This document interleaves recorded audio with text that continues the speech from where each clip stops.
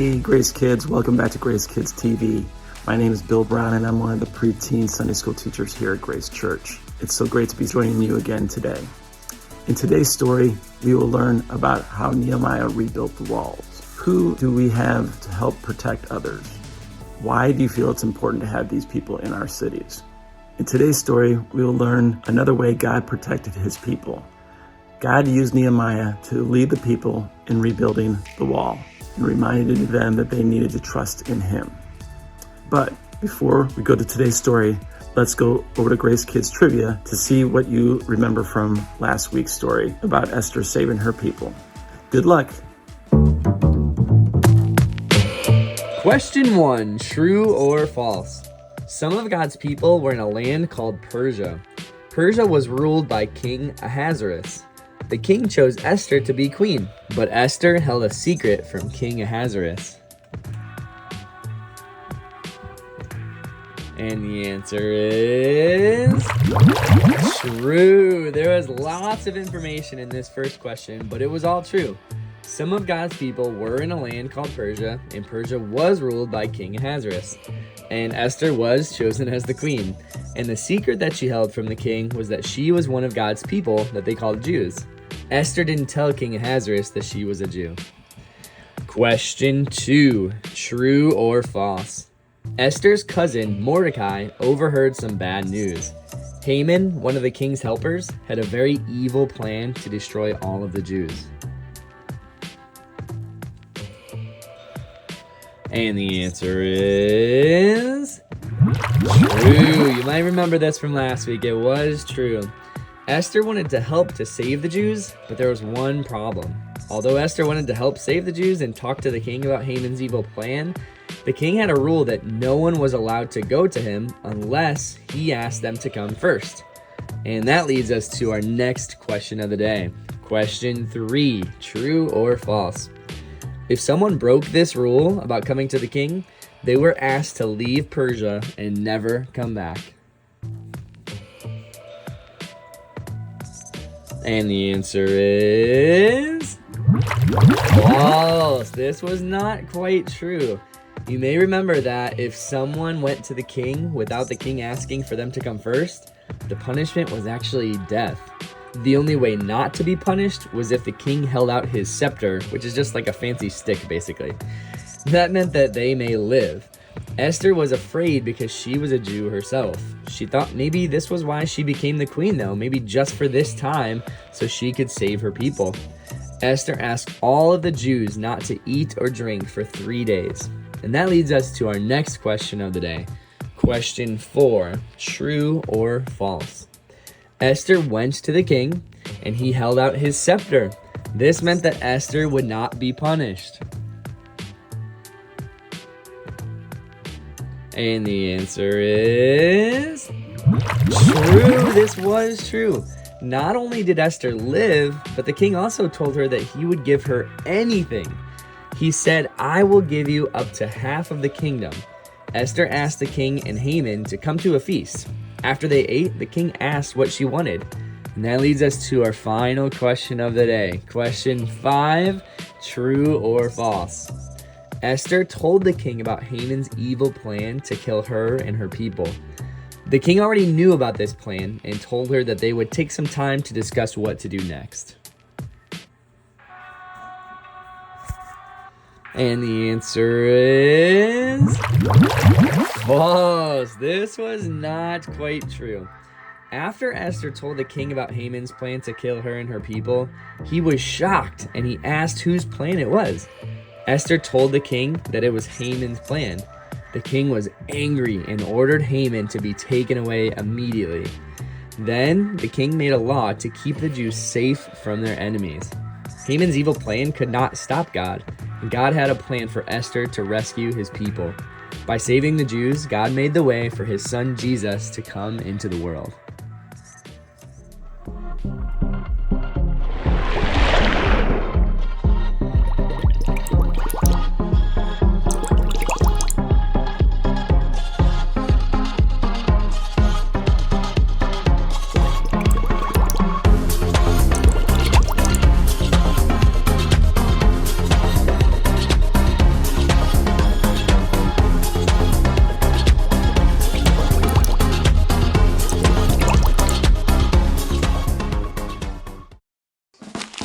Hi everyone, I'm Megan, and I am Mr. Fix-It-All Jesse. Well, hey there, Mr. Fix-It-All Jesse. It looks like you have some important things in your tool belt. Why, yes I do, Megan. I have tape, I have glue, and of course, string cheese. String cheese? I mean, I know the glue and the tape can help fix things, but why do you need string cheese? Because I never know when I'll need a snack after doing all that hard work. You are right, Jesse. Fixing and rebuilding things takes a lot of hard work. In today's Bible story, Nehemiah worked to rebuild the broken walls and gates in Jerusalem. That sounds like a big job. I don't think my tape or glue could fix a broken wall. Yeah, it was a really big job, Jesse, but Nehemiah wasn't alone. God helped Nehemiah and a group of people rebuild the walls in Jerusalem. Wow, God is always there to help us, but how did God help them rebuild the walls? That's a great question, Jesse. Watch closely to see how God helped Nehemiah rebuild the walls of Jerusalem. God's people had been freed from Babylon, but not everyone went home to the land of Judah. Nehemiah was one of God's people. He had an important job serving the king of Persia. One day, some men came from Judah. Nehemiah asked them, "How are God's people doing?" "The people are in trouble," they said. "The walls around the city are broken apart and the gates have been burned down." Nehemiah cried and prayed to God when he heard this bad news. The king saw that Nehemiah was sad. "What's wrong, Nehemiah?" the king asked. Nehemiah said, "The city where my family is from is in trouble. The walls around the city are broken and the gates have been burned down." So the king sent Nehemiah to Jerusalem to rebuild the city. In Jerusalem, Nehemiah led the people to rebuild Jerusalem's wall and fix the gates in the wall. Everyone in the city worked together on the walls. Before long, the wall was halfway rebuilt. Some men who lived nearby did not like God's people, and they did not want them to have new walls to keep them safe. The men made fun of God's people and made a plan to attack them. Nehemiah did not want the people to be afraid. "God is great and powerful," Nehemiah said. "If our enemies attack us, God will fight for us." So God's people kept working. Some of the men stood guard with weapons, and others worked on the wall. The people were always ready to fight, just in case. Nehemiah was a good leader for God's people. He helped them when they had problems, and he told them to trust God. Before long, the wall was finished.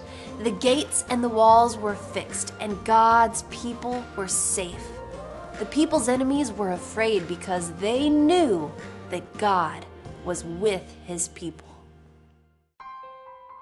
Nehemiah helped God's people fix the walls around their city. The walls protected the people from their enemies. Jesus protects us from our enemies. When we know and love Jesus, he keeps us safe from sin, and we will live with him forever.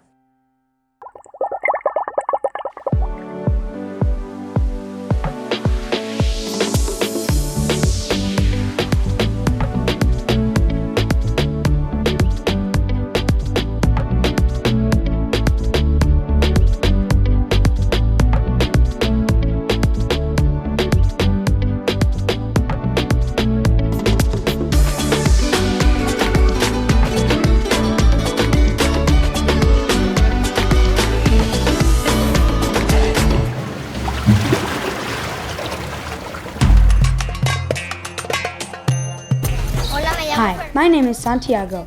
I am 9 years old and I live in Paraguay, South America. My hometown is Asunción, which is the capital city of Paraguay. It's right next to Argentina. These are some of my neighbors. We speak 2 languages, Spanish, and the native language Guarani. Since it's warm here all year long, walking to school isn't so bad. My mother goes with me to keep me safe and because she loves me. I love you too, Mom.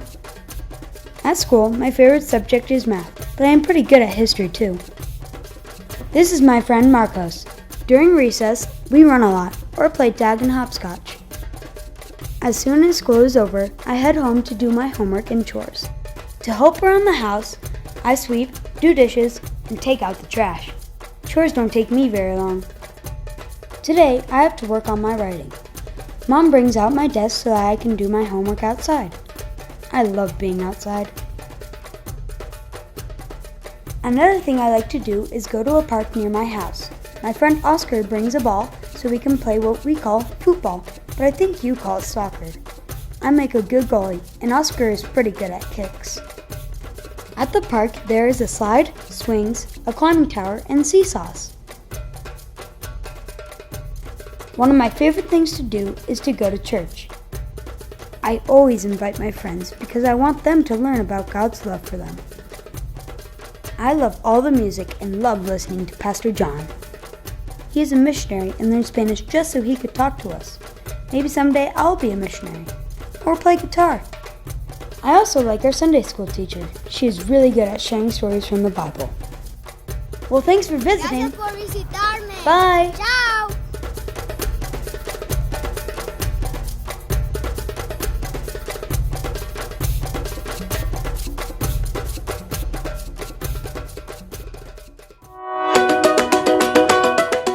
Hey Grace Kids! For our crafts for the month of February, they're going to match the mission moment. So whatever missionary that we learn about, we're going to do a craft that kind of matches so that you remember to pray for that family. So today, all that you need is the printout that has the map of Paraguay, because that's the missions video that we watched today, and something to color with. I'm going to show you how we're going to decorate this map. Are you ready? Okay, so for our map of Paraguay, we're going to color each of the different regions a different color to make it a lot more colorful.